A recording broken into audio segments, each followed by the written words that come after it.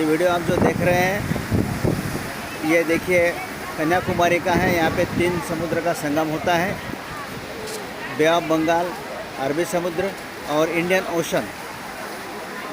आपको मैं और झूम करके दिखा रहा हूँ वीडियो में।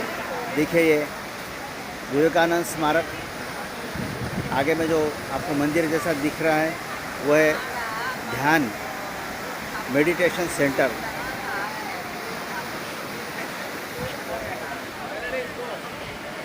कितने समुद्र की लहरें उठ रही है देखिए, और खूब तेज़ हवाएं चल रही है यहाँ पे। आपको जो आवाज़ आ रही है समुद्र के लहरों की, ये इसी की आवाज़ है। देखिए कितना बढ़िया दृश्य है ये। अगर आपको वीडियो अच्छा लगे तो ज़रूर इसे लाइक कीजिए और मुझे मोटिवेट कीजिए ताकि मैं इस तरह से आगे के और भी वीडियो आपके लिए लेते आऊँ।